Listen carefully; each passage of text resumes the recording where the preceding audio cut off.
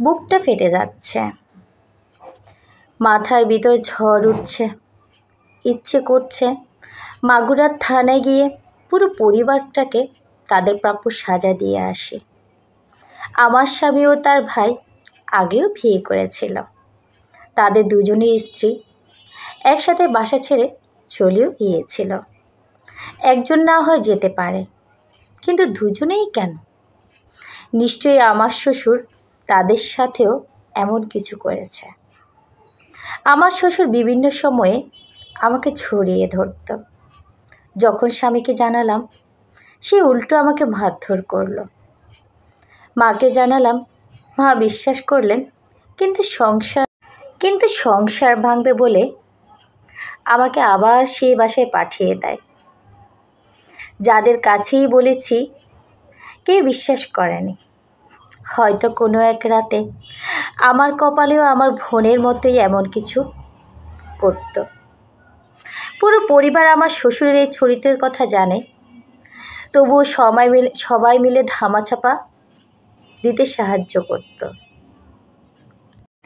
রাতের খাবার খেয়ে আমি, বোন ও আমার স্বামী ঘুমিয়ে পড়ি। আমার স্বামী নাকি দরজা খুলে দেয় এবং বাইরে তুলে নিয়ে এই কাজটি ঘটেছে। ঘরের ভিতর ঘটলে তো আমি একটু হলেও টের পেতাম। আমার ছোট বোন বলেছে, আমার স্বামী ও শাশুড়ি দুজনেই দেখেছেন আমার শ্বশুর কিভাবে আমার ছোট বোনের উপর নির্মম অত্যাচার চালিয়েছে, কিন্তু তারা কিছুই বলেনি। আমি যখন আমার বোনকে ফেলাম, সে তখন ফ্লোরে পড়েছিল। আমাকে বলল, আপু খুব কষ্ট হচ্ছে। আমি ভাবলাম হয়তো ঠান্ডা লেগেছে। আমি বুঝতেই পারিনি কি ভয়ঙ্কর কিছু ঘটেছে আমার বোনের সাথে।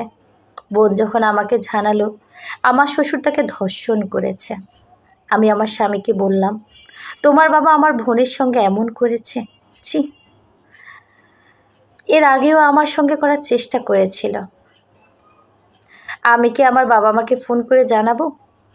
এই কথা শুনে আমার স্বামী রেগে গিয়ে আমাকে প্রচণ্ড মারধর করে এবং দরজা বন্ধ করে দিল। পুরো পরিবার মিলে আমাকে হুমকি দিল, তোর বোনকে মেরে ফেলবো।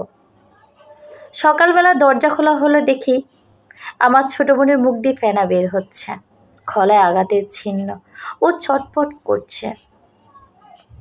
ওরা সবাই মিলে আমার বোনকে শেষ করে দিতে চেয়েছিল। হয়তো আশেপাশের মানুষজনে এসে যাওয়াতেই মারতে পারেনি। আমার শাশুড়ি মেয়ে মানুষ হয়েও আমাদের কষ্টটা বুঝেনি। সেও তাদেরকে সহযোগিতা করেছে।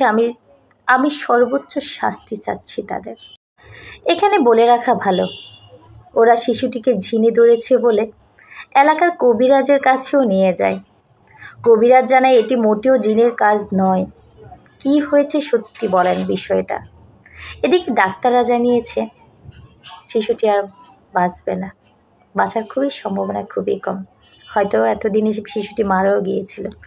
আসলে ভিডিওটা হচ্ছে মাগুরার শিশুটির বোনের জবানবন্দি। এমন হাজারো শিশু আমাদের আশেপাশে নির্যাতিত হচ্ছে। আসুন আমরা প্রতিবাদ জানাই।